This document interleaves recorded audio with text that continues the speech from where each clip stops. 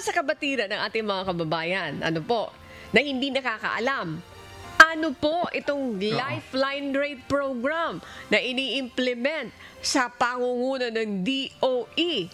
At kaisa po Oo. itong mga distribution utilities gaya po ninyo sa Meralco. Sir Joe, thank you.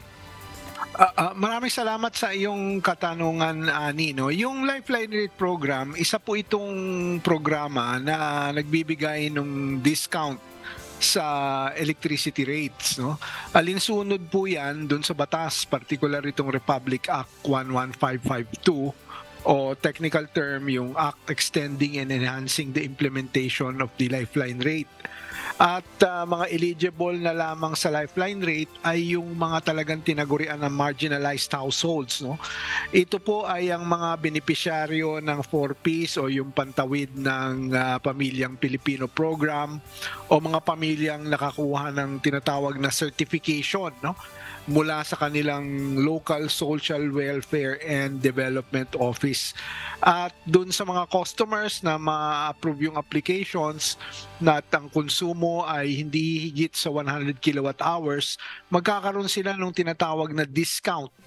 And Miss Jackie, Miss Annie, this will range anywhere between 20 to 100%, depende dun sa aktual na konsumo. So magandang balita ito. Kung ako po ang inyong tatanungin, I would like to encourage our marginalized households, the communities na tumutulong po sa kanila, na engganyohin po sila mag-apply. Jackie, sino? Mga beneficiaries, sinight na ni Sir Joe kung saan yan, kung ano yun, kung sino-sino yung mga yun.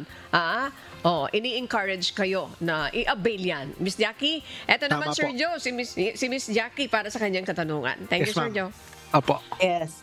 Thank you, Ms. Annie. Mr. Joe, nabalitaan po namin na nagsasagawa po ang Meralco ng on-site applications ukol nga dito sa Lifeline Rate Program.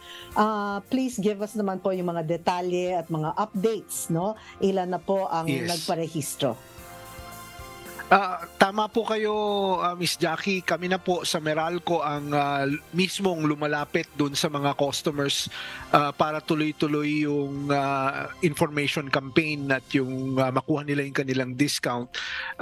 Nagtutungo na po kami barangay to barangay at yung kinakailangan po pati house to house. We have been conducting this information campaign, and this caravans at yung on-site applications ginagawa namin para mas madali na yung proseso sa application, no, nung kanilang serbisyo. Para sa buwan na ito, meron kaming mga on-site applications at caravans sa Caloocan City, Las Piñas, Manila, Parañaque, Quezon City, and Valenzuela. Outside Metro Manila naman, meron din kaming mga nakaschedule na sa Bulacan, Laguna, Cavite, Rizal at sa Quezon. So tuloy-tuloy lang itong aming information initiatives to encourage those who are in the marginalized sector to participate and be part of the program para naman makinabang sila dun sa diskwento.